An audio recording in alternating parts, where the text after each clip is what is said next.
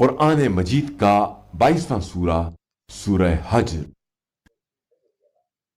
سورہ حج کے متعلق چند مختصر نکات۔ بسم اللہ الرحمن الرحیم۔ سورہ حج موجودہ ترتیب کے لحاظ سے قرآن مجید کا 22واں اور ترتیب نزول کے اعتبار سے 103واں سورہ ہے۔ یہ سورہ مدینہ منورہ میں نازل ہوا۔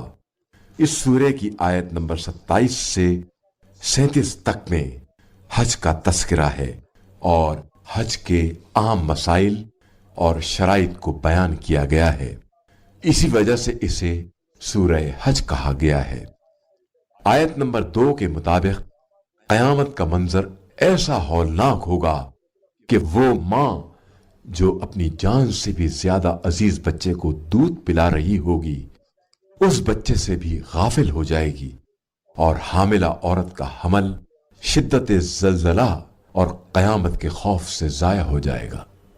آیت نمبر 18 اور آیت نمبر 77 میں قرآن مجید کا 6واں اور 7واں مستحب سجدہ ہے۔ آیت نمبر 39 میں مظلوموں کو بدلہ لینے کی اجازت دی گئی ہے۔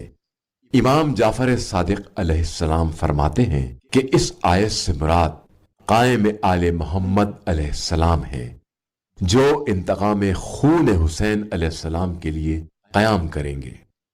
جو شخص 3 دن میں 1 مرتبہ اس سورے کی تلاوت کرے گا اسے اسی سال حج کی سعادت نصیب ہوگی۔